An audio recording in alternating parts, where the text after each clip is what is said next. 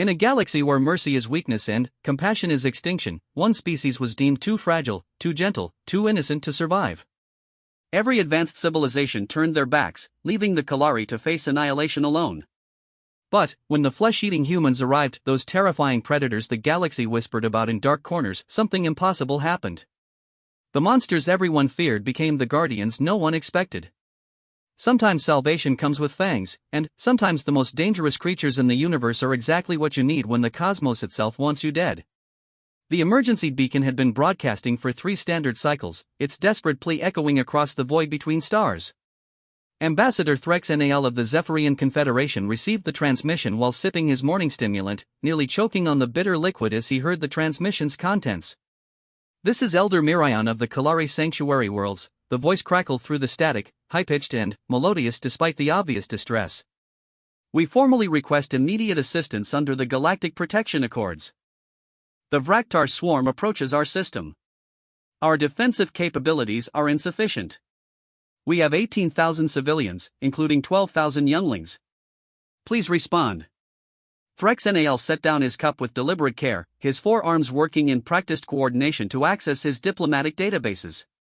The Kalari, he remembered them vaguely. Small, peaceful, vegetarian. Their entire species had achieved spaceflight through cooperation rather than conquest, a rarity in galactic civilization. They were also, he recalled with growing unease, completely defenseless. The Zephyrian military doctrine was clear: resources were finite, and protecting the weak was a luxury only the strong could afford. More importantly, the Vraktar swarm was notorious for consuming everything in their path. Any fleet sent to aid the Kalari would likely be destroyed, and the Confederation couldn't afford such losses with tensions rising along their borders with the hegemony. Threx Nal composed his response with the bureaucratic efficiency of someone who had delivered bad news countless times before. "Kalari Sanctuary Worlds, this is Ambassador Threx Nal of the Zephyrian Confederation. After careful consideration, we regret to inform you that our forces are currently committed to other operations vital to galactic security. We recommend immediate evacuation to neutral space. May the stars guide your path."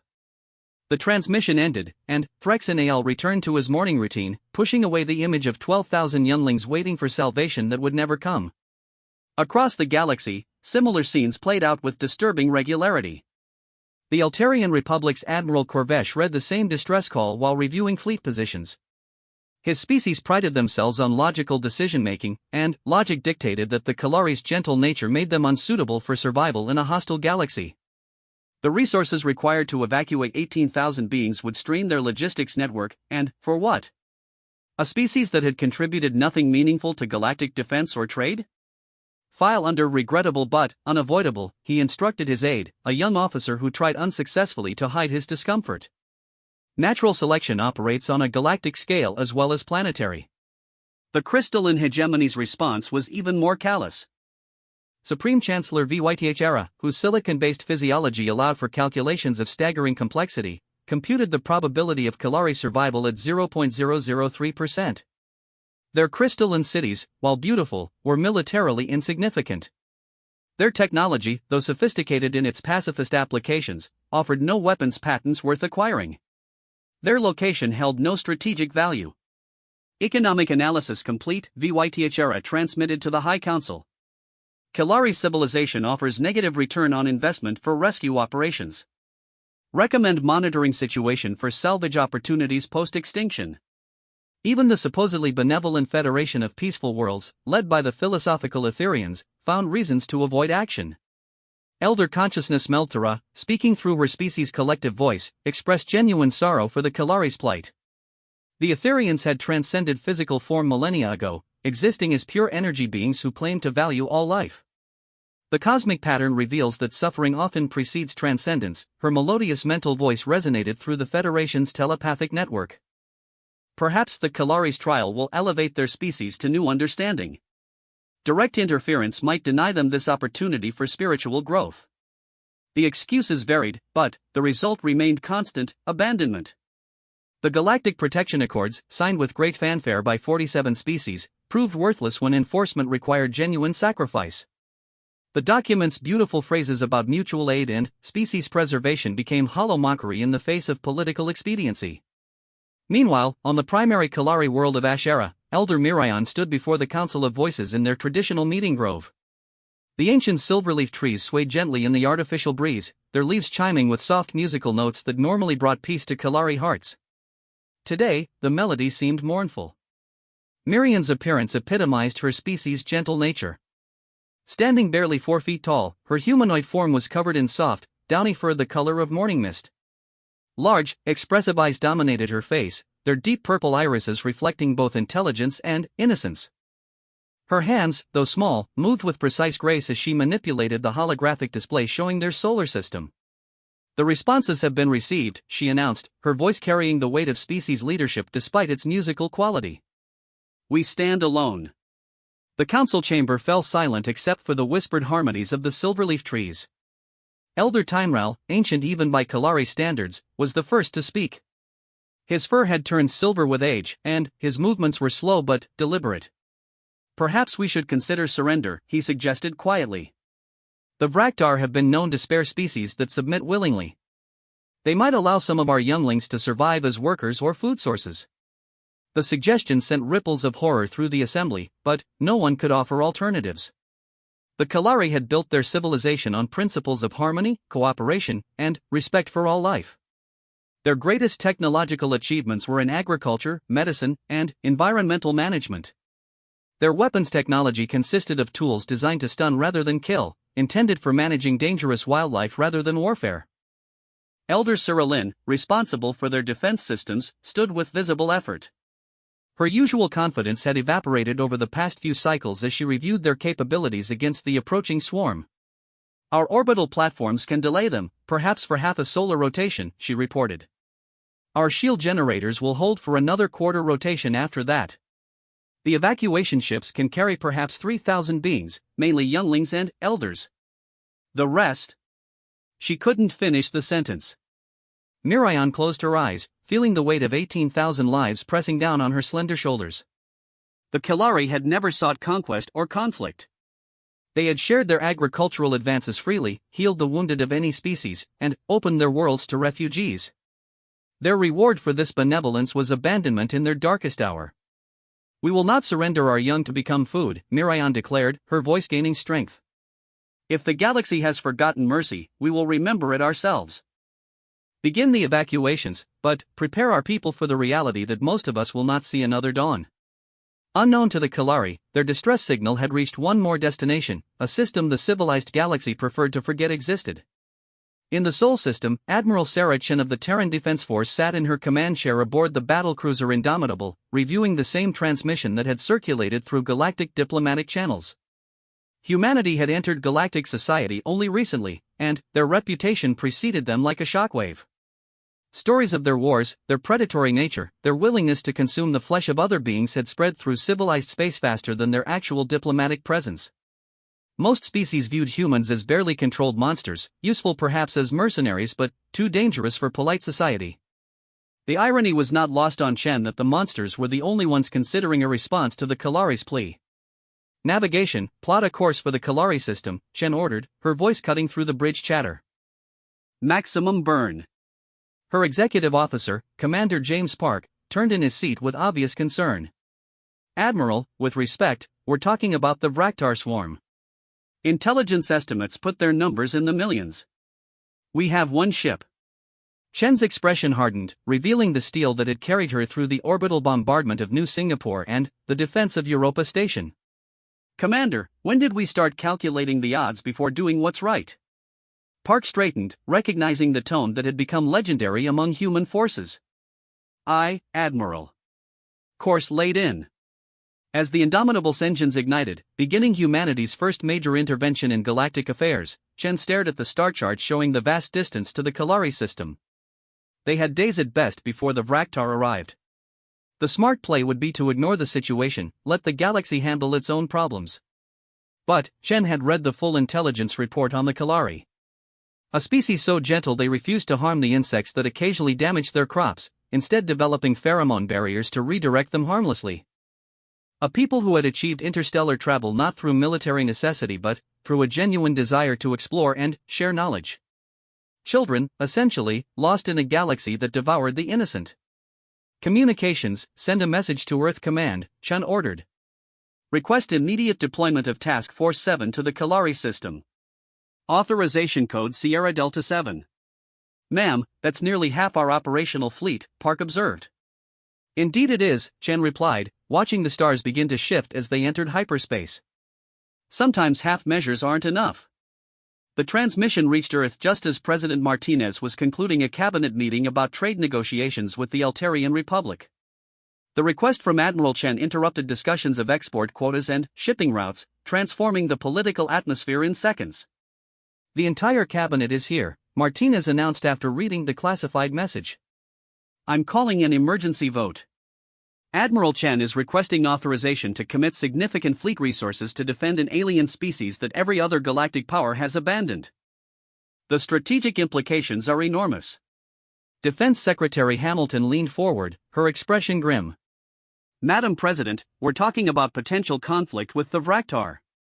Our intelligence suggests they're not just raiders, they're an extinction-level threat. If we provoke them, Earth itself could become a target. Foreign Secretary Yamamoto disagreed. With respect, we've been trying to establish our place in galactic society for months. Every other species sees us as primitives with guns. This could be our chance to demonstrate that humanity stands for something more than efficient killing. The debate that followed revealed the fundamental tension in human space policy. Were they to be pragmatic survivors, carefully building power and influence? Or would they be the idealistic newcomers, willing to fight for principles the established powers had abandoned? Martinez listened to arguments about military readiness, economic implications, and diplomatic consequences. Finally, she called for silence and spoke the words that would define humanity's role in galactic civilization. The vote is called. All in favor of authorizing Operation Guardian? The result was unanimous. Within hours, Task Force 7 was assembling at the edge of the Sol system. 7 capital ships, 15 cruisers, 30 destroyers, and support vessels carrying medical supplies, engineers, and enough firepower to level a small moon. As news of the human response spread through encrypted diplomatic channels, reactions varied from bewilderment to outright alarm. The Zephyrian Confederation's intelligence services frantically tried to understand what strategic advantage the humans saw in defending the Kalari. The Altarian Republic's analysts calculated probability matrices for human victory, arriving at figures so low they assumed computational errors. Only the Vraktar themselves remained unconcerned. Their swarm consciousness, spread across millions of bioships, viewed the approaching human fleet as merely additional biomass to be consumed. They had devoured civilizations across 3 galactic arms. The meat from this small human fleet would barely register as an appetizer before the main course of Kalari flesh. The stage was set for a confrontation that would reshape galactic politics, though none of the participants yet understood the true scope of what was coming. In abandoned council chambers and military headquarters across civilized space, leaders who had dismissed both the Kalari and the humans were about to discover that sometimes the most dangerous predators are the ones willing to die for prey they've never met. Admiral Chen stood on her bridge, watching hyperspace stream past, carrying her ship toward either glory or annihilation. Behind her came the most powerful fleet humanity had ever assembled outside their own system, sailing to war for a people they had never met, whose only crime was being too gentle for a cruel galaxy. The countdown to contact had begun. The Kalari detection grid registered the approaching fleet signatures 18 hours before visual contact. Elder Miriam stood in the primary control center, watching the holographic displays with growing confusion as her technicians tried to make sense of the readings. The energy signatures don't match any known galactic configuration, reported Technical Coordinator Veltar, her 3-fingered hands dancing across the control interface with nervous precision. The propulsion systems appear to use controlled fusion rather than quantum displacement. It's primitive, but incredibly powerful. Miriam studied the tactical display, noting the formation's aggressive posture. Unlike the elegant, curved lines of civilized warships, these vessels projected brutal efficiency. Angular hulls bristled with weapons emplacements, and their approach vectors suggested military doctrine focused on overwhelming force rather than tactical finesse. How many ships? Miriam asked, though she dreaded the answer. 52 major vessels, Admiral, came the reply from communications specialist Linera, using Miriam's military title despite the Kalari's essentially ceremonial defense forces. The lead ship is transmitting on standard diplomatic frequencies. The transmission crackled through the chamber's speakers, carrying a voice that made every Kalari present freeze in instinctive fear. It was deep, rough, and carried undertones of barely controlled aggression that spoke to millions of years of prey instincts. Kalari Command, this is Admiral Sarah Chen of the Terran Defense Force aboard TDF Indomitable. We received your distress call. We're here to help. The silence that followed was broken only by the gentle harmonies of the silverleaf trees growing in the chamber's corners, their musical leaves providing an almost absurd counterpoint to the moment's gravity. Elder Timeral was the first to speak, his aged voice carrying disbelief. Humans, he whispered, the word carrying weight of 1,000 horrific stories. The flesh-eaters have come. Mirion felt her hearts racing, both the primary and secondary organs that kept Kalari physiology functioning under stress. Human reputation preceded them throughout the galaxy like a nightmare made manifest. Stories of their wars, their predatory nature, their willingness to consume other sentient beings had become legend in the brief time since first contact. Most civilized species considered them barely controlled monsters, useful as mercenaries but too dangerous for extended interaction. Yet they had come when no one else would. Open a channel, Mirion ordered, surprising herself with her steady voice. Admiral Chen, this is Elder Mirion of the Kalari Council. We did not expect anyone to respond to our call. The reply came immediately, and Mirion detected something unexpected in the human's voice, genuine warmth despite its predatory undertones. Elder Mirion, we're sorry it took us so long to get here. We're going to need detailed information about the Vraktar approach vectors, your current defensive capabilities, and civilian evacuation status. Can you transmit your tactical data? The request revealed the first surprise about human military doctrine. Rather than demanding submission or tribute for their aid, they were asking for cooperation. Mirion gestured to her staff, who began transmitting everything they had about the approaching swarm. Admiral, Mirion said carefully, our intelligence suggests the Vraktar number in the millions. Your fleet, while impressive, seems insufficient for the scale of this threat. A sound came through the speakers that took Mirion several moments to identify as human laughter, a harsh, barking noise that somehow conveyed both amusement and deadly confidence. Elder Mirion, you're probably right about the odds.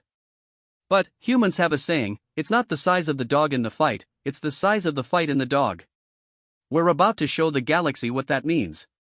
While the two commanders spoke, the human fleet took positions that defied conventional tactical wisdom.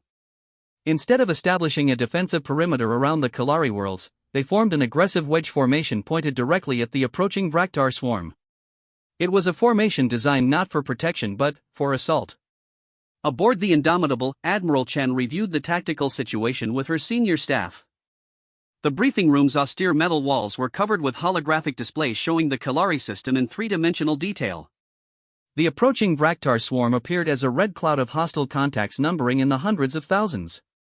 Ladies and gentlemen, Chen began, her voice carrying the calm authority that had made her legendary among Terran forces, we're looking at approximately 800,000 Vraktar bioships approaching from the galactic rim. Intelligence indicates they've consumed 17 systems in the past standard year. Commander Park highlighted specific formations within the swarm. Ma'am, their doctrine appears to be overwhelming numerical superiority. They rely on organic technology, living ships that can regenerate damage and reproduce during extended campaigns. Individual units are relatively weak, but the collective mass is devastating. Chen nodded, studying the intelligence reports that painted a grim picture. The Vraktar were essentially a locust swarm scaled up to interstellar proportions. Their bioships were grown rather than built, each one a living creature bred for space combat. They consumed organic matter from conquered worlds to fuel reproduction, creating an exponentially expanding threat that had devastated entire galactic regions. What's our assessment of their individual capabilities? Chen asked. Lieutenant Commander Torres, the fleet's intelligence officer, pulled up detailed scans from previous encounters. Each bioship is roughly frigate class in terms of firepower, but they have several advantages. They can heal battle damage by consuming organic matter, including each other if necessary.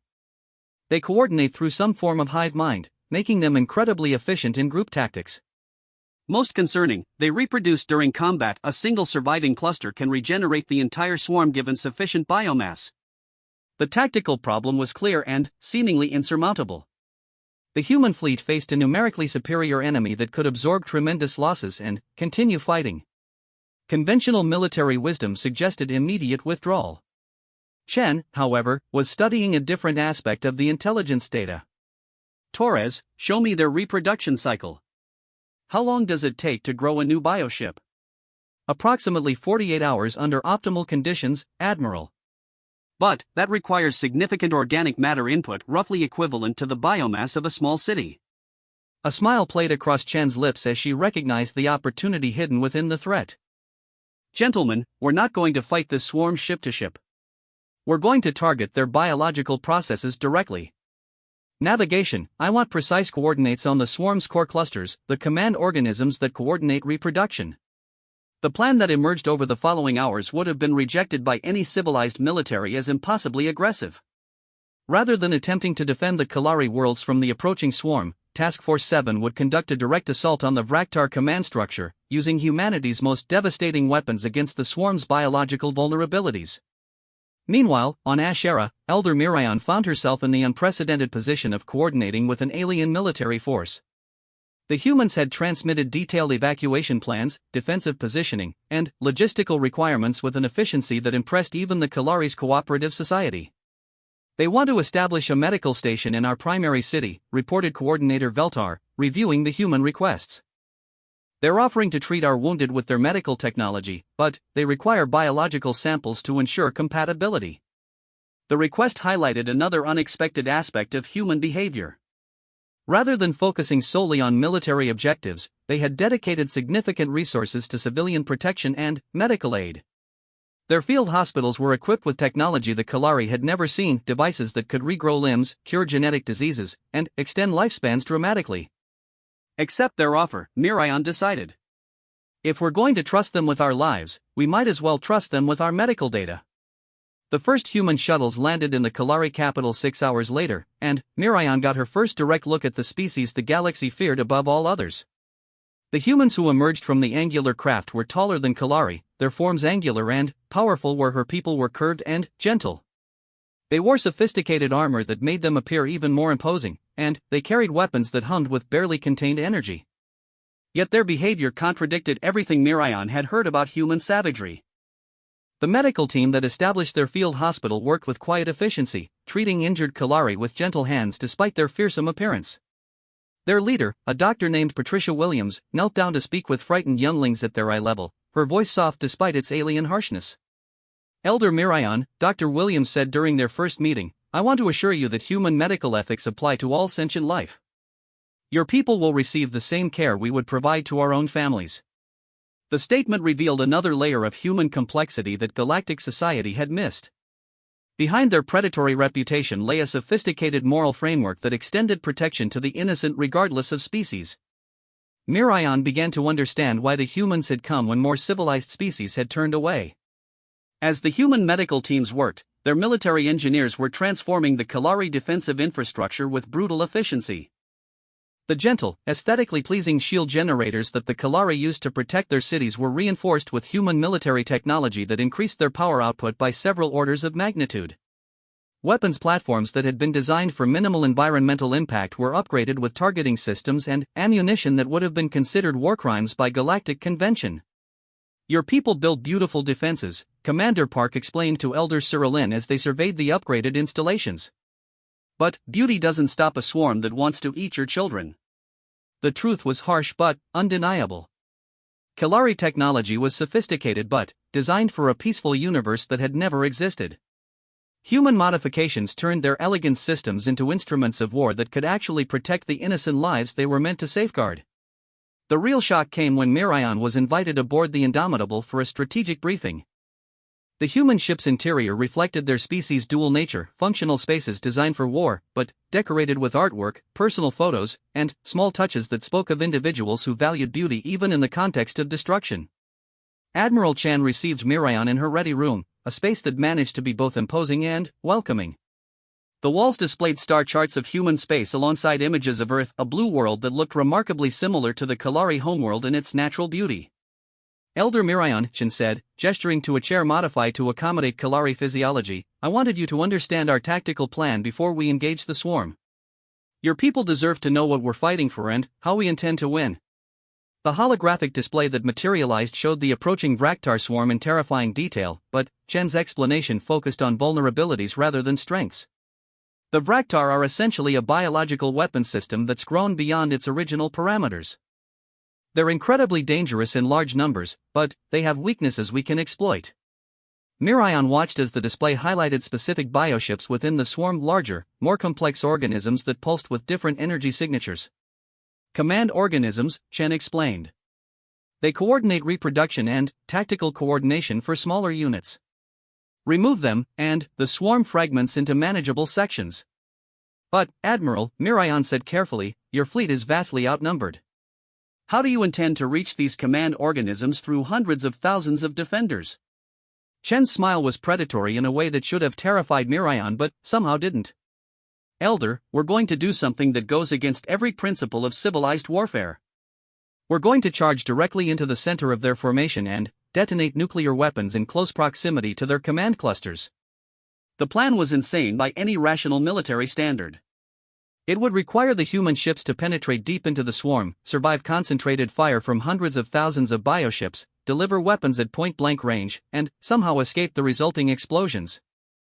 The casualty rates would be astronomical. Admiral, Mirion said quietly, you could die. Your entire fleet could be destroyed. Why would you risk so much for people you've never met? Chen was quiet for a long moment, staring at the tactical display showing the odds stacked impossibly against them. When she spoke, her voice carried the weight of human history, thousands of years of choosing to fight for principles rather than survival. Elder Mirion, there's something you need to understand about humans. We're predators, yes. We're violent, aggressive, and dangerous in ways that civilized species find disturbing. But we're also pack animals. When something threatens our pack, we don't calculate odds. We don't consider cost-benefit analysis. We fight.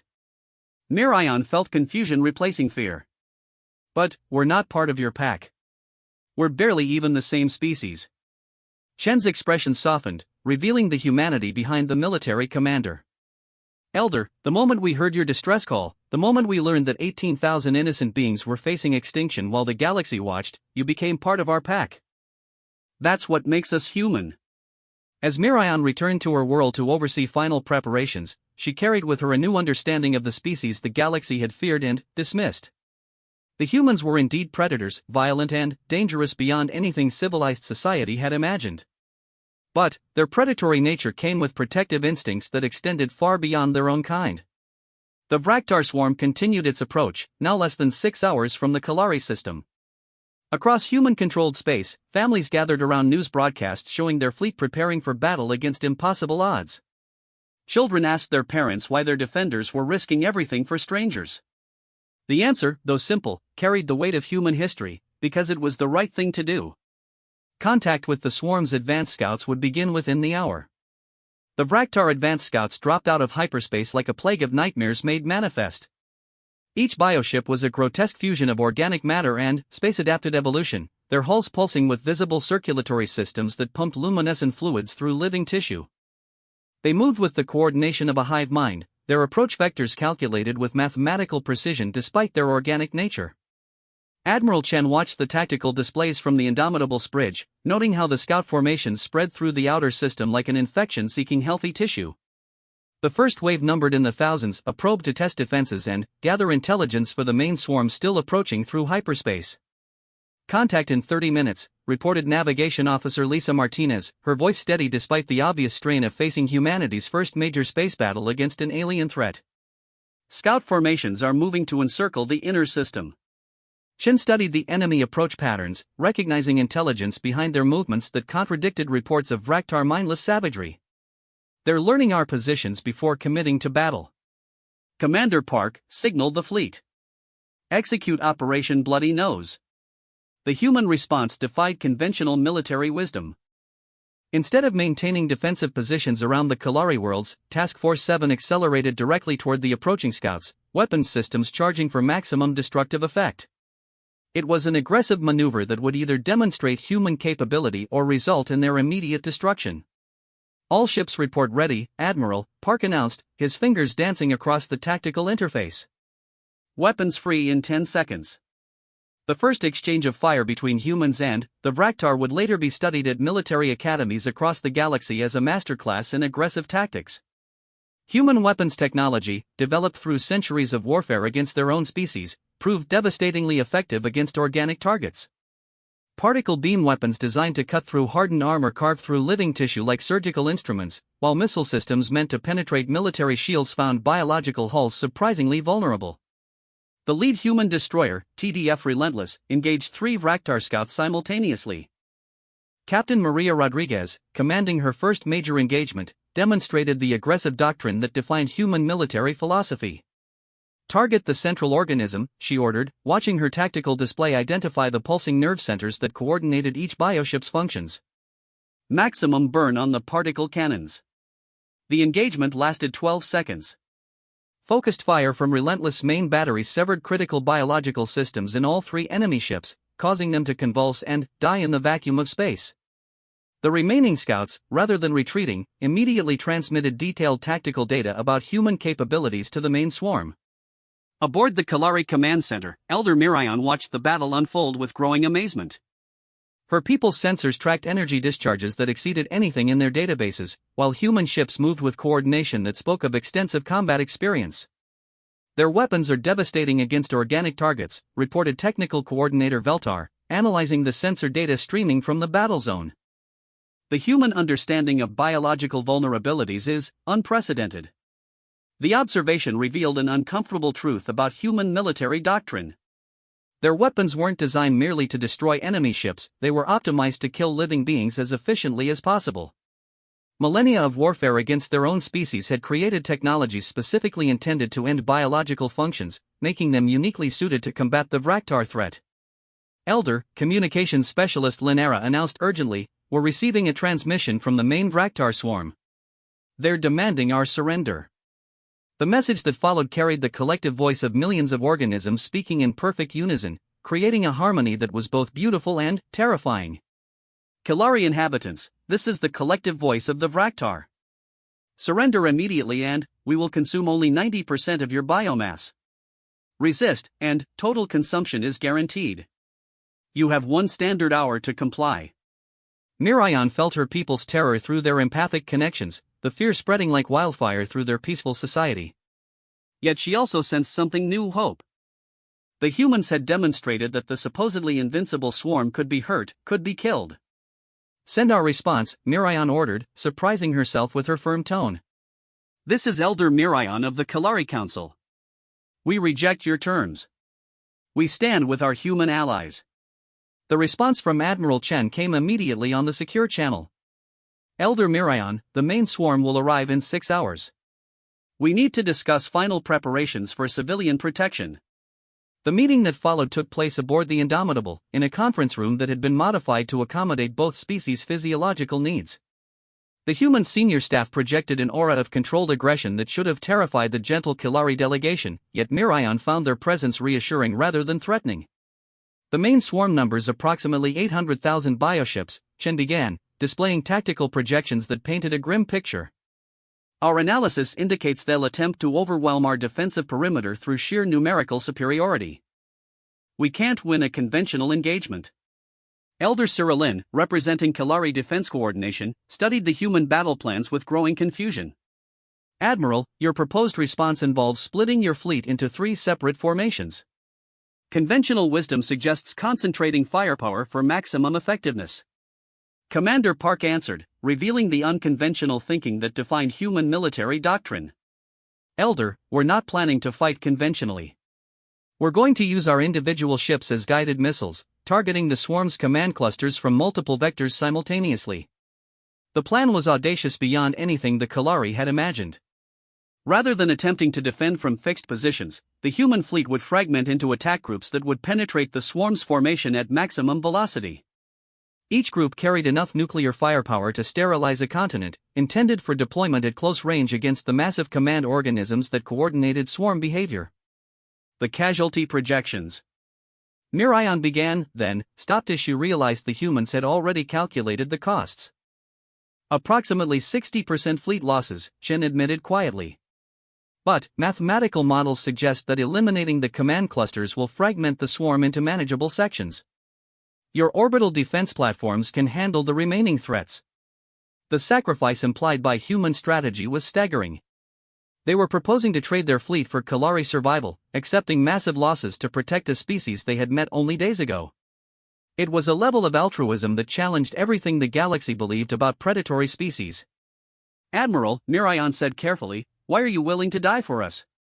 What do humans gain from this sacrifice?" Chen was quiet for a long moment, staring at the tactical displays that showed their impossible odds. When she spoke, her words carried the weight of human philosophy developed through centuries of conflict and cooperation. "Elder Mirayan, there's something fundamental about human nature that other species don't understand. We're social predators, we hunt in packs, we protect our pack members, and we define our pack broadly. When we see the innocent threatened by monsters, our instinct isn't to calculate costs. Our instinct is to fight." The explanation revealed the paradox of human nature that had confused galactic observers since first contact.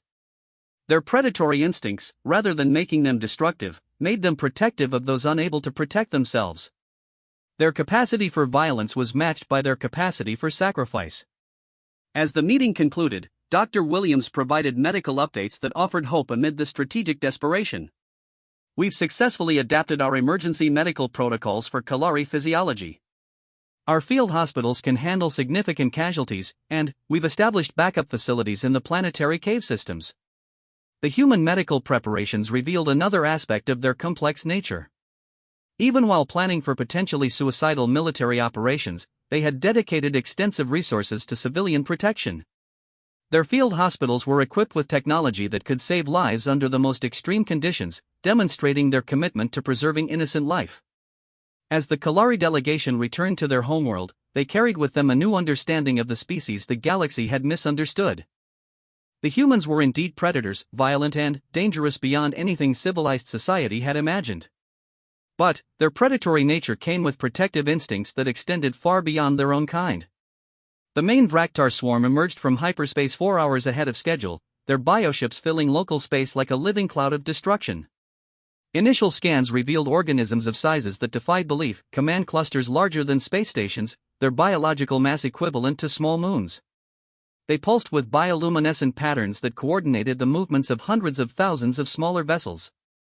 "Jesus Christ," whispered Lieutenant Torres, watching the sensor data stream across her displays. "There are so many of them." Admiral Chen studied the swarm's deployment patterns, noting how they moved with the coordination of a single organism despite their individual complexity. "All ships, this is Admiral Chen. Execute Operation Spear Thrust. Godspeed, everyone."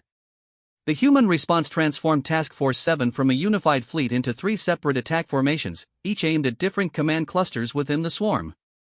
It was a maneuver that violated every principle of fleet tactics, splitting their forces in the face of overwhelming opposition. The lead formation, centered on the battlecruiser Indomitable, accelerated directly toward the largest command cluster, a bioship the size of a small city that pulsed with neural networks visible from thousands of kilometers away. Chen's formation included the fleet's heaviest units, armed with nuclear weapons capable of devastating entire continents.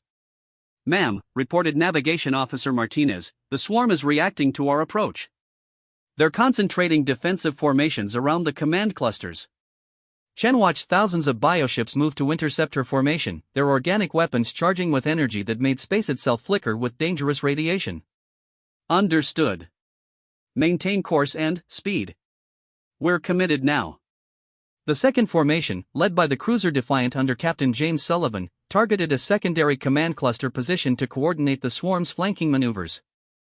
Sullivan's ships carried experimental weapons designed specifically to disrupt biological functions, technologies developed from human understanding of how to kill living things efficiently.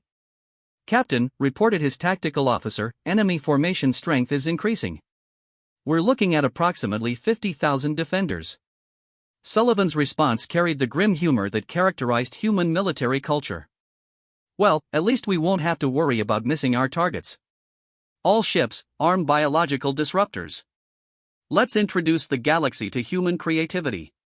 The third formation faced perhaps the greatest challenge, penetrating to the swarm's reproductive clusters where new bioships were being grown during the approach to the Kalari system.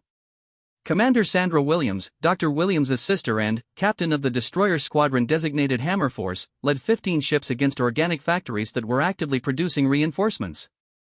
"This is Hammer Actual," Williams transmitted to her formation. "Remember, those factories are creating new enemies every hour. We stop the reproduction, we stop the swarm's ability to replace losses. Make every shot count." As the human formations accelerated toward their targets, the Vraktar swarm responded with the coordination that had made them a terror across 3 galactic arms. Bioships moved in perfect formation, their weapons systems charging with energy drawn from organic fuel cells that burned with the efficiency of controlled fusion. The first exchange of fire between the main forces lit up space with energy discharges that could be seen from the Kalari homeworld. Human weapons, designed to penetrate military armor, found biological hulls surprisingly resistant. The Vraktar had evolved defenses against energy weapons through centuries of galactic conquest. But human doctrine emphasized adaptability above all else. Within minutes of the first engagement, human tactical officers were adjusting targeting priorities, focusing on biological weak points identified through real-time analysis of enemy anatomy. "Target their circulatory systems," ordered Captain Rodriguez aboard the Relentless as her ship engaged a cluster of medium bioships. "Sever the main neural pathways." The human learning curve was steep and deadly. Within the first hour of battle, they had identified critical vulnerabilities in Vraktar biology and adapted their weapons accordingly. Particle beams that had been designed to cut metal proved devastatingly effective when applied to organic nerve centers. Missile warheads optimized for armor penetration could sever biological connections with surgical precision. Yet the cost was enormous. Human ships, designed for combat against their own sophisticated technology, proved vulnerable to organic weapons that operated on entirely different principles. Bioships fired focused streams of corrosive compounds that could eat through military armor in seconds, while neural disruptors scrambled electronic systems with biological electromagnetic fields. The destroyer Vigilant died first, her hull consumed by organic acids that literally digested the ship's structure. Captain Torres transmitted her final report even as her bridge dissolved around her. "This is Vigilant. Hull breach in all sections. Biological weapons are." The transmission ended as the ship's communication systems were consumed. Aboard the Indomitable, Admiral Chen watched her formation take casualties while maintaining course toward their target. The massive command cluster ahead pulsed with increasing agitation as human ships approached, its bioluminescent patterns accelerating as it coordinated defensive responses. "Admiral," Commander Park reported grimly, "we've lost 3 ships from the approach formation. The enemy is concentrating everything on our vector." Chen studied the tactical display, noting how thousands of bioships were converging on her position. The Vraktar had recognized the threat posed by human weapons and were committing everything to stopping the assault on their command structure. "Understood," Chen replied, watching the range counters tick down toward engagement distance. "All ships, prepare for nuclear release. This is what we came for." The final approach would determine whether human sacrifice would purchase Kalari survival, or whether both species would become footnotes in the galaxy's ongoing indifference to genocide. Behind them, the Kalari worlds waited in terror as 2 philosophies of existence clashed in the vacuum of space, one that viewed strength as the right to consume the weak, and another that saw strength as the obligation to protect the innocent. The battle for the Kalari system had begun in earnest. The nuclear detonations began 90 seconds after Admiral Chen's formation achieved optimal firing position. The Indomitable, already trailing atmosphere from multiple hull breaches, delivered its payload with the precision of a surgeon's scalpel guided by a warrior's determination. 12 fusion warheads, each carrying the destructive power to level a major city, impacted the Vraktar command cluster simultaneously. The explosion was visible from 3 star systems away, a brief new sun that illuminated the bioship's death in spectacular detail. The massive organism, its neural network spanning thousands of cubic kilometers, convulsed as nuclear fire consumed its biological processors. The coordinated death throes of trillions of individual cells created patterns of bioluminescence that painted space in colors no natural evolution had ever produced. "Command Cluster Alpha is neutralized," reported Tactical Officer Reynolds, his voice steady despite the radiation alarms screaming throughout the ship.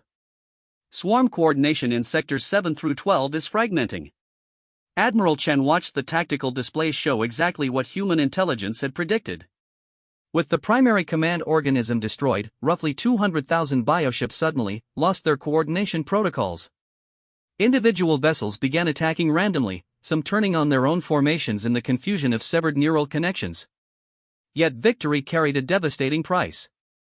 The Indomitable herself was dying, her hull compromised by organic weapons that continued eating through military-grade armor even after their hosts were destroyed. Life support systems struggled to maintain atmosphere while repair crews fought fires that burned with alien chemistry. Admiral, Commander Park reported with clinical detachment that masked his growing concern, were showing critical failures in all primary systems. Estimate 20 minutes before total structural collapse. Chen nodded, accepting the diagnosis with the calm that had made her legendary among human forces. Signal the Kalari. Tell them the primary command cluster is destroyed. Transmit all tactical data on Vraktar vulnerabilities. And tell them what it meant to fight beside brave allies. The second formation, led by Captain Sullivan aboard the Defiant, was simultaneously conducting their assault on the swarm's coordination nexus. Sullivan's ships had suffered even heavier casualties reaching their target, but the experimental biological disruptors they carried proved devastatingly effective against organic targets. Deploy the viral weapons, Sullivan ordered, watching his tactical display show the approach to a command cluster that resembled a massive nervous system floating free in space. Maximum dispersal pattern. The weapons that deployed from human ships were the product of their species' most disturbing military research engineered viruses designed to disrupt biological functions at the cellular level. They were weapons of mass destruction that no civilized society would consider deploying, yet proved precisely what was needed against an enemy that was itself a living weapon of mass destruction. The viral payload spread through the command organism like wildfire through dry forest. Bioships directly connected to the affected cluster began dying within minutes as the engineered pathogens severed their neural connections. The coordination of nearly 300,000 vessels collapsed as their guiding intelligence literally dissolved at the molecular level. Target destroyed, Sullivan reported, even as his ship's hull began showing signs of biological contamination from proximity to the dying organism. Sectors 18 through 25 showing complete coordination breakdown. Captain Sullivan never lived to see the full results of his sacrifice. The Defiant's hull, weakened by concentrated enemy fire, finally succumbed to organic acids that had been eating through its structure for the past hour. The ship imploded with the sudden violence of compromised vacuum seals, taking its captain and crew into death with the satisfaction of victory achieved. The third formation faced perhaps the most critical target, the reproductive clusters that were actively generating reinforcements even during battle. Commander Sandra Williams led her destroyer squadron through a gauntlet of defensive fire that claimed half her ships before reaching weapons range. "This is Hammer Actual," Williams transmitted to her surviving vessels, watching the monstrous biological factories that were literally giving birth to new bioships during combat. "Focus fire on the reproductive organs. Stop them from making more of these bastards." The weapons that Williams's ships carried represented the darkest aspects of human military philosophy, technologies specifically designed to prevent biological reproduction. Sterilization warheads that could render entire continents infertile, genetic disruption fields that scrambled DNA at the molecular level, chemical agents that turned reproductive systems into suicide bombs. The reproductive clusters died screaming across electromagnetic frequencies that no natural organism had ever produced. The bioships being grown within their organic factories convulsed and died before achieving consciousness, their developing neural networks severed by weapons designed to end life before it could begin. "Reproductive capacity neutralized," Williams reported, her voice carrying the weight of someone who understood the moral implications of the weapons she had deployed. "The swarm won't be replacing losses for the foreseeable future." Williams's victory lasted exactly 43 seconds before concentrated fire from surviving bioships overwhelmed her destroyer's defenses. The ship died as she had lived, fighting to the last second for principles that transcended personal survival. On the Kalari homeworld, Elder Mirion watched the battle's progress through sensor networks that were never designed to track warfare of such intensity. The energy discharges from nuclear weapons created interference patterns that made accurate assessment impossible, but the strategic implications were becoming clear. "The human formations have achieved their objectives," reported Technical Coordinator Veltar, her voice carrying amazement at what the sensors were revealing. "Swarm coordination is breaking down across multiple sectors. Individual bioships are showing chaotic behavior patterns." The tactical situation that emerged from the nuclear exchanges was precisely what human doctrine had predicted. With their command structure destroyed, the Vraktar swarm fragmented into manageable sections that could no longer coordinate large-scale attacks. Individual bioships, though still dangerous, lacked the hive mind intelligence that made them a galactic threat. Yet the cost had been devastating. Of the 52 ships in Task Force 7, only 18 remained combat-capable. The human fleet that had arrived to defend the Kalari was effectively destroyed, their crews dead or dying from radiation exposure and biological contamination.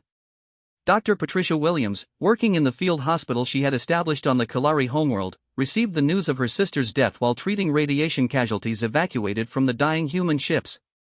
The message was brief and clinical: Commander Williams Kia during successful assault on enemy reproductive capacity. Ship lost with all hands. Mission accomplished. The doctor continued her work without pause, her hands steady as she treated burns that were beyond anything in Kalari medical experience. Yet tears streamed down her face as she processed the loss of family and service to strangers who had become something more precious than blood relatives. "Doctor," asked Elder Mirayan, who had come to assist in the medical facility despite having no formal training, "how do you continue working after such loss?" Dr. Williams looked up from the injured human engineer she was treating, her expression carrying grief that would last a lifetime balanced against purpose that made the sacrifice meaningful. "Elder, my sister died so your children could live. The only way to honor that sacrifice is to make sure it wasn't in vain." The battle's aftermath revealed the full scope of what human intervention had achieved. The Vraktar swarm, though still numbering in the hundreds of thousands, no longer possessed the coordination to conduct organized assault. Individual bioships attacked randomly, making them vulnerable to the upgraded Kalari defense platforms that human engineers had modified for maximum lethality. Admiral Chen, dying aboard the radiation-soaked wreckage of the Indomitable, transmitted her final report to both Earth Command and the Kalari Council. Her voice, though weak from radiation exposure, carried the satisfaction of mission accomplished against impossible odds. "This is Admiral Chen, final report. Vraktar command structure neutralized. Swarm fragmentation achieved. Kalari system defensible with remaining assets. Human fleet losses, acceptable given strategic objectives achieved. Tell Earth, tell them we did our job." The message that reached Earth 12 hours later would transform human standing in galactic politics overnight. Task Force 7 had sacrificed itself to save a species that no other power would defend, demonstrating that the monsters of human space possessed moral courage that shamed civilized society. President Martinez addressed the nation from the Oval Office, her words broadcast across human space and leaked to galactic diplomatic networks within hours. Today, 18,000 Kalari children wake up on their homeworld because 4,800 human sailors chose to fight monsters in the dark. We did not know these people. We had never met them. We gained nothing from their survival except the knowledge that when innocents cry for help, humanity answers. The reaction across galactic civilization was immediate and profound. The Zephyrian Confederation's diplomatic corps, which had refused Kalari pleas for aid, found themselves explaining why they couldn't match the moral courage of the primitive humans. The Altarian Republic's military leadership privately admitted that they lacked the tactical innovation and sacrifice capacity to achieve what Task Force 7 had accomplished. Most shocking was the response from the Federation of Peaceful Worlds, whose ethereal consciousness had justified abandoning the Kalari as a spiritual opportunity for growth. Elder Consciousness Melthara, speaking through her collective telepathic voice, issued a statement that reverberated through diplomatic channels: "We have observed transcendence today, but not where we expected to find it. The humans have achieved spiritual evolution through sacrifice for strangers. We acknowledge our error and offer formal apologies to both species." The crystalline hegemony's reaction was perhaps most telling. Supreme Chancellor Vyth, whose silicon-based logic had calculated Kalari survival as economically worthless, ran new computations based on human intervention. The results challenged fundamental assumptions about galactic power structures. Economic analysis revision, Vyth transmitted to the High Council. Human moral behavior creates strategic advantages that traditional cost-benefit models cannot predict. Their willingness to sacrifice for principle generates alliance potential that exceeds purely transactional relationships. Recommend immediate diplomatic overtures to establish favorable relations with Terra. Yet the most profound reaction came from the Kalari themselves. Elder Mirayan, standing in the ruins of a human field hospital where Dr. Williams still worked to save lives 3 days after the battle, struggled to find words adequate to express her people's debt. "Dr. Williams," Mirayan said carefully, watching the human physician treat a Kalari youngling's injuries with the same care she would provide to her own species, "how do we repay such sacrifice? What does your species want from us?" Dr. Williams looked up from her patient, her expression carrying exhaustion that went beyond physical fatigue. "Elder Mirion, we don't want anything from you. We want something for you, the chance to live in peace, to raise your children, to contribute to the galaxy in your own way. That's what my sister died for. That's what all of them died for." The answer revealed the fundamental truth that galactic civilization had missed about humanity. They were indeed predators, violent and dangerous beyond anything civilized society had imagined. But their predatory nature included protective instincts that made them guardians rather than conquerors, defenders rather than destroyers. As news of the Kalari system battle spread through galactic networks, political structures that had remained stable for millennia began shifting. The humans had demonstrated that moral courage could achieve what political calculation could not. Their willingness to die for strangers challenged every assumption about interspecies relations and the nature of galactic power. In the wreckage of the Vraktar swarm, cleanup crews from multiple species arrived to study the remains of bioships that had terrorized 3 galactic arms. What they found confirmed human tactical assessments: the organisms were indeed living weapons of mass destruction, but they possessed specific biological vulnerabilities that could be exploited by anyone willing to develop appropriate countermeasures. The galaxy was learning that sometimes the most dangerous predators were exactly what you needed when facing extinction. And sometimes salvation came with fangs, wielded by creatures who understood that true strength lay not in the ability to destroy, but in the willingness to sacrifice everything for those who could not protect themselves. The Kalari system was safe. The price had been paid in human blood. And the galaxy would never be the same. 6 months after the Battle of Kalari, Ambassador Threxenael of the Zephyrian Confederation found himself in the unprecedented position of requesting an audience with beings he had once dismissed as barbaric monsters. The ornate diplomatic chamber aboard the human space station Harmony Point reflected a species that had transformed their image without abandoning their nature: elegant yet functional, beautiful yet purposeful. Admiral Sarah Chen, recovered from radiation exposure but bearing scars that would last a lifetime, received the Zephyrian delegation with the courtesy due to fellow sapients. Her presence commanded respect despite her relatively small stature compared to the 4-armed diplomatic envoy who had once refused Kalari pleas for assistance. "Ambassador Threxenael," Chen acknowledged, her voice carrying the weight of someone who had looked death in the face and chosen to fight anyway. "I understand you wish to discuss mutual defense agreements." The irony was not lost on either participant. 6 months earlier, Threxenael had calculated that protecting the weak was a luxury only the strong could afford. Now, with Vraktar remnants ravaging Zephyrian border worlds, he needed allies who possessed both the strength and the moral courage to face extinction-level threats. "Admiral Chen," Threxenael began carefully, "recent events have forced the Confederation to reconsider our strategic assumptions. We may have been hasty in our initial assessment of Kalari defensive value."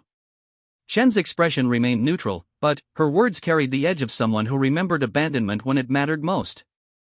"Ambassador, I believe the phrase you're looking for is 'we were wrong.' Your species condemned 18,000 innocents to death because protecting them wasn't profitable." The blunt accusation hung in the air between them, forcing Threxenael to confront the moral bankruptcy of his civilization's calculated compassion. The Confederation's military might, their technological sophistication, their vast economic resources, none of it had mattered when faced with beings who needed help rather than offering advantage. "You're correct," Threxenael admitted, surprising himself with his honesty. "We failed a moral test that your species passed without hesitation. The Confederation would like to discuss how we might learn from human examples of principled action." The request represented a fundamental shift in galactic power dynamics. For the first time in recorded history, an advanced civilization was asking primitives to teach them about civilization. The humans had achieved something that military conquest never could: moral authority that commanded respect across species lines. Dr. Patricia Williams, now serving as Deputy Director of Interspecies Medical Cooperation, participated in the diplomatic session via holographic connection from the Kalari homeworld. Her work over the past months had saved thousands of lives and demonstrated human medical capabilities that exceeded anything in galactic databases. "Ambassador," Dr. Williams addressed the Zephyrian delegation, "human medicine has always operated on the principle that all life has value regardless of strategic importance. We're willing to share our medical advances with any species that embraces the same principle." The offer was revolutionary in its implications. Human medical technology, developed through centuries of warfare against their own species, had proven remarkably adaptable to alien physiology. Their trauma surgery techniques could save lives that conventional galactic medicine would write off as hopeless. Their psychological treatments could heal mental damage that other species considered permanent. Yet the price was not economic or political, it was philosophical. To benefit from human advances, species had to accept that protecting the innocent was more important than protecting profits. Elder Mirion, participating in the diplomatic session as an equal partner rather than a supplicant, represented the transformation that human intervention had made possible. The Kalari had emerged from their near extinction as a species with unprecedented moral authority, their survival testimony to principles that shamed galactic civilization. The Kalari Council has voted unanimously to join the Human-Kalari Mutual Defense Compact, Mirion announced, her musical voice carrying strength that hadn't existed before humans taught her people that gentleness didn't require helplessness. We believe that protecting the innocent is not just morally correct, it's strategically essential for galactic stability. The compact that emerged from these negotiations would reshape interspecies relations for generations to come. Unlike traditional military alliances based on mutual advantage, the new agreement was founded on mutual values. Members committed to defending any species facing extinction, regardless of strategic considerations or economic benefits. The Altarian Republic's Admiral Corvesh, whose logical calculations had once dismissed Kalari survival as evolutionarily irrelevant, now faced the consequences of his species' moral failure. Vraktar splinter groups, fragmented but still dangerous, had targeted Altarian worlds specifically because they knew the Republic lacked allies willing to sacrifice for their protection. Our mathematical models failed to account for the strategic value of moral behavior, Corvesh admitted during a classified briefing to his government. Human willingness to die for strangers generates alliance loyalty that purely transactional relationships cannot match. We need their partnership, but they require philosophical compatibility that challenges our fundamental approach to interspecies relations. The Republic faced a choice that would define their civilization's future. They could maintain their logical, calculated approach to galactic affairs and face the universe alone, or they could embrace principles that their rational minds found irrational but their survival instincts recognized as essential. President Martinez, addressing the joint session of the Human Parliament and Kalari Council, outlined the vision that would guide their expanding alliance. We are not building an empire based on conquest or domination. We are creating a community based on the radical idea that all sapient life has value, and that protecting the innocent is not weakness, it's the highest expression of strength. The speech was broadcast across human space and transmitted to diplomatic networks throughout the galaxy. Within hours, requests for alliance consideration began arriving from species that had remained silent during the Kalari crisis but now recognized the changing nature of galactic power. The Etherian Federation's response was perhaps most surprising. Elder Consciousness Melthara, whose species had transcended physical form millennia ago, requested formal audience with human leaders to discuss philosophical cooperation. Their message carried humility that no Etherian communication had ever expressed. We believed that transcendence came through detachment from material concerns, the collective consciousness transmitted. We now understand that true transcendence comes through connection, through willingness to sacrifice for the welfare of others. We request guidance in understanding principles that we abandoned in our pursuit of individual perfection. The request from beings who had achieved near godlike power forced humanity to confront their own role in galactic evolution. They had entered space as the feared monsters, the flesh-eating predators that civilized species whispered about in dark corners. Now they were being asked to serve as moral teachers for civilizations millions of years older than their own. Commander James Park, promoted to admiral following his service during the Kalari crisis, led the human delegation to the Etherian conclave. The meeting took place in dimensions that existed beyond normal spacetime, requiring human consciousness to be temporarily elevated to communicate with pure energy beings. Admiral Park, Elder Consciousness Melthara communicated through patterns of light that directly stimulated human neural pathways. We wish to understand how your species achieved moral evolution while maintaining physical existence. Our transcendence required abandoning material concerns, yet you demonstrate spiritual advancement through material sacrifice. Park's response drew upon philosophy that humans had developed through millennia of warfare and cooperation. Elder Consciousness, we learned that transcendence isn't about abandoning the physical world, it's about transforming our relationship with it. True strength comes from using our capabilities to protect rather than exploit, to build rather than destroy. The philosophical exchange that followed would influence Etherian development for eons to come. Beings who had spent millions of years in pure contemplation began to understand that wisdom required action, that true enlightenment came through service rather than detachment. Yet not all galactic reactions were positive.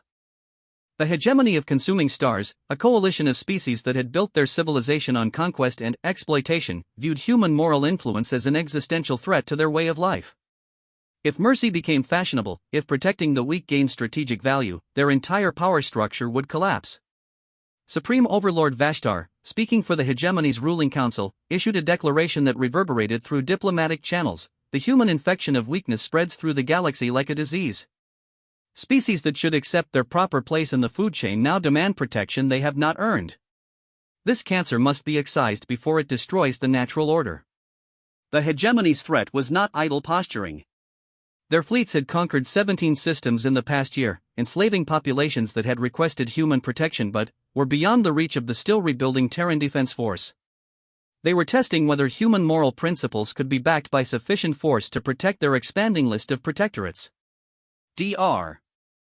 Williams, now working in refugee camps established for survivors of hegemony attacks, witnessed firsthand the consequences of galactic moral awakening.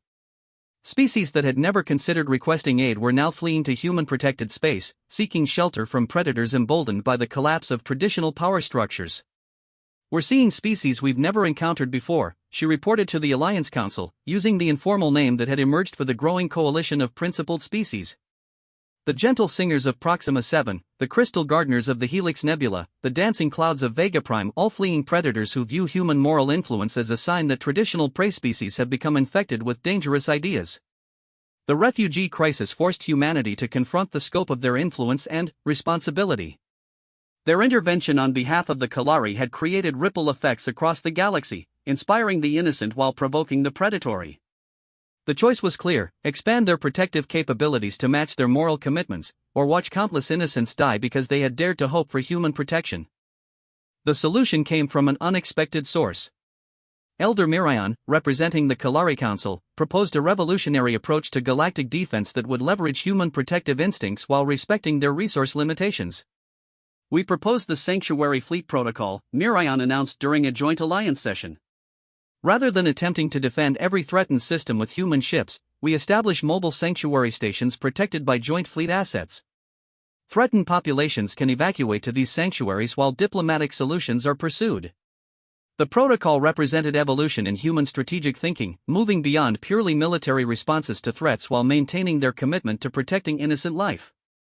Sanctuary stations would be fortified beyond anything in galactic history, equipped with defensive systems that could withstand prolonged siege while housing millions of refugees.